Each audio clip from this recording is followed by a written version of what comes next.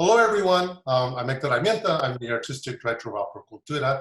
I'm also a composer, and I am thrilled to be able to continue this video series about Latin artists here and now.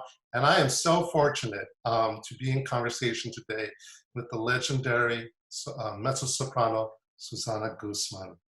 Welcome, Suzanna. Hector, thank you so much for having me. I feel like the fortunate one to be in your presence. Your gift of composing is exquisite. Oh, thank you so much, Suzanna. You've paved a way for a lot of the artists in the field of opera. So I want people here to learn a little bit more about you, those that don't, about your work. And maybe we start off with how you first started as an opera singer. That is actually kind of a funny story because I was not raised with opera. For me, Edie Gourmet, Los Ponchos, the Frank Sinatra singing My Boy Bill, that was classical music to me. And I'm not kidding. We come from a very humble little town in northeast Los Angeles called El Sereno. We're about 5 miles outside of downtown LA. And I sang in a band. And it was called— I didn't know that. It was called Apricot Brandy. My boyfriend was the guitarist. Okay. And we traveled all over the Northwest Circuit. That means that we played at all the hot spots like Kalispell, Billings, Trail, British Columbia. Oh my gosh. Now, how are you connected? How do you connect? I mean, connect the dots first. How did that go? How did you go from there to singing opera? It was a direct connection. I was singing in nightclubs and had smoky rooms, woke up at noon, and I lost my voice. I mean, completely lost my voice. And my best friend from high school, Alba Quesada, she said to me, "It's because you don't have a teacher. You need a good teacher." So I said, okay. And I went and studied with a woman named Joan Zajac. And she said, I'm going to give you something called an aria. And think of it as physical therapy for your voice. Okay. And you had no idea what an aria was? Not at all. Okay. And she said, it was called the Habanera from Carmen. Okay. And after 2 months, she said, your voice is fine. I want you to go sing for Dr. Van Grove and see what he says. And I sang for him and he said, you're hired. I said, excuse me? And he said, I would like you to sing the title role of Carmen for me. Wow. At my summer program in Arkansas. But all you knew was the aria? That's all I knew. And I said, excuse me, what kind of doctor are you? I thought I was going to see an ENT. And then he would say, your laryngitis was temporary. You're fine. Go back to work. Go back to the band. And instead, I got cast in the title role of Carmen at Inspiration Point Fine Arts Colony. I sang 2 performances. I had no idea. I could not read music. I had no idea what opera was. So how did you learn the music? I had a tape recorder under my chair at rehearsal. For those that are not, of our generation, when you say tape recorder, what did that look like? That was what? The black boxes that had a little pop-up lid that are about the size of a shoebox. Okay, so it was a cassette. It was a cassette player. Okay. It was those. And it wasn't even the cute Sony ones that were mini ones. It was the big old shoebox thing. Okay. And I would stick it under my chair and I would go over and over the music. And I fell in love. But it was a culture shock for me because I hadn't studied music. I knew languages. I knew I was a Shakespeareaholic. So I knew poetry and expression. But I knew nothing. So I stopped. I did the Carmen. And then that same voice teacher asked me to sing in a mall. I want to get to you working with composers like Menotti, Catán. I'll speed up because here is where this is the crux of it all. Carmen mentored me and gave me my equity card, which put me into The King and I with Yul Brynner at the Pantages, and I was Amazon #2. I've told you this before, and I ended up doing this for Act 1 and this for Act 2. Our director, just FYI, was the composer of Man of La Mancha, Mitch. What's Mitch's last name? I don't remember. Right? It's Mitch. Well, we'll look it up. We'll plug it in later. I just remember Mitch. Anyway, I was so bored doing this and this for 3 hours a night, even though Mr. Brenner was amazing and fantastic, that I started entering competitions. I sang the 3 Carmen arias and offered the Amal aria for my English aria, and I won the Metropolitan Opera competition. You know, it was like, this is so much fun. So when you win the Met, they send you to New York for 2 weeks for coaching and because I was in the show, Joni made me learn other arias. And eventually I started working, because I was winning these competitions, I ended up working so much with Rod Gilfrey. He introduced me to his teacher, Marcel Sanguer. And I worked with Mr. Sanguer while I was singing in The King and I. And when I finally got the chance to go to New York, it was exactly when we were going to Broadway with the 4,000th performance of King and I. So I asked Mr. Brenner. Okay, and a question, had you ever been to the East Coast? No. No, so for a Latina, from where? East LA. To go to New York. How old were you when you went to New York? Oh, I was in my early 30s. So it took me a while to get there. I was doing a show, but I was doing La Llorona. We did a co-production of La Llorona in an off-Broadway theater. Yeah, but I want to talk about your work as a Latina singer, as a Latinx singer, and we'll get to a little bit later the difference between when you started and what it is now. But I'm assuming that you were probably one of very few, Latina singers that had ever been part of the Met. I have a real blessing because you and I are unique. There is no doubt. Before us was Dan Guerrero. Lalo Guerrero's son not only was a casting director in New York, not wanting to have anything to do with his East LA roots, but when he came back, he saw how vacant the openings were. Having people like Rita Moreno and Chita Rivera were very unique. Wow. Dan is in that caliber of agent, producer, and he was the casting director for King and I. I want to talk about repertoire.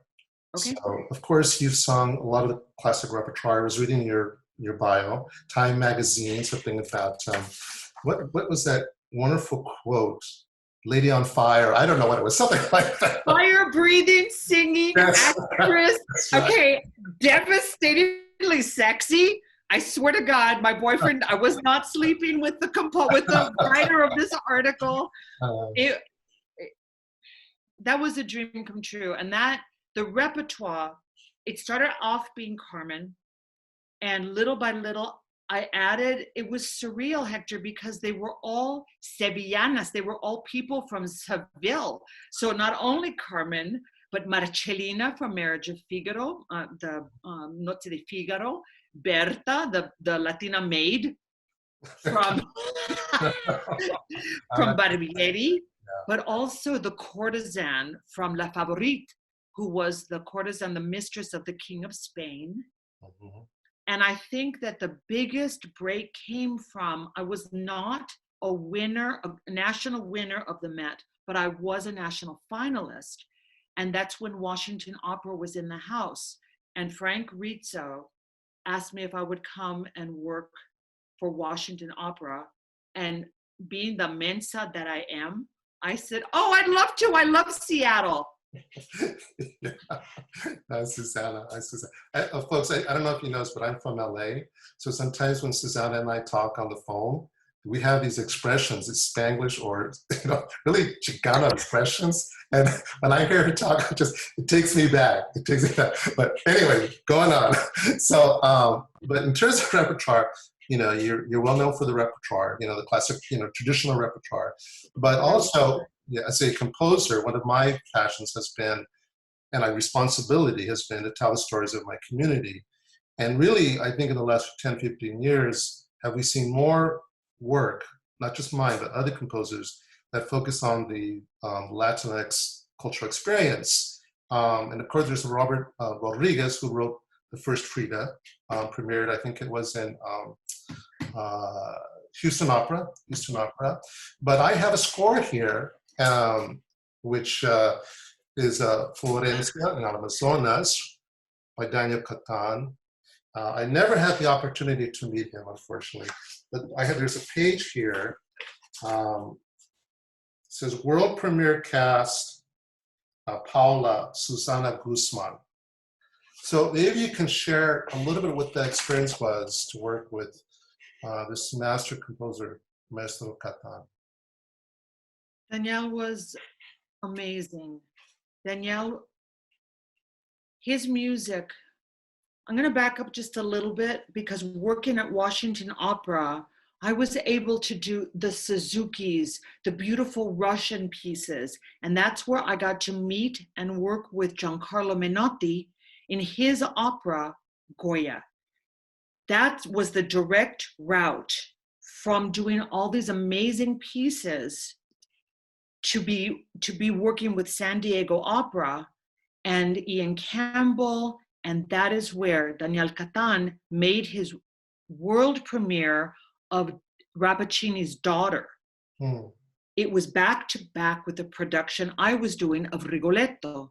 So we had a dinner together, and Daniél said, I'm writing an opera. I think you would be wonderful for it. I'm writing an opera.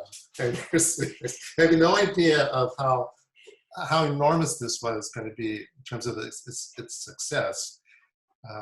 And this was in the late, I want to say the late 80s, mid 90s.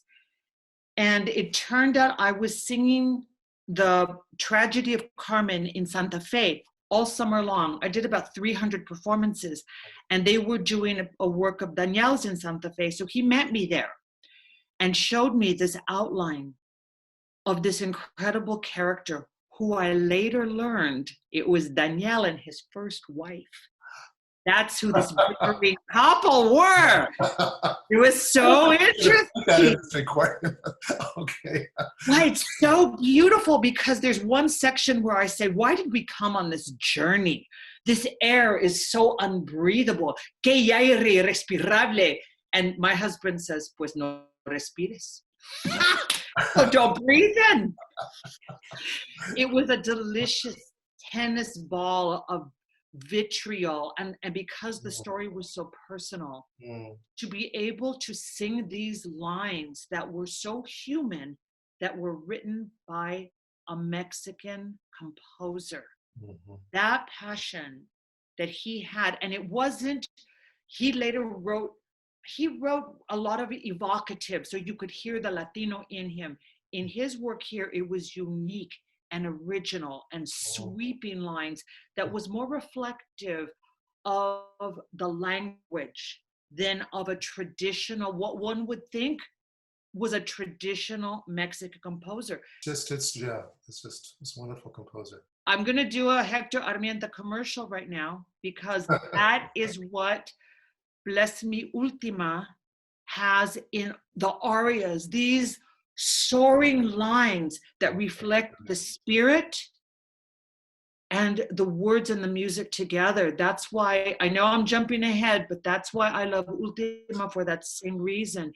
When I was writing Ultima, you were always present.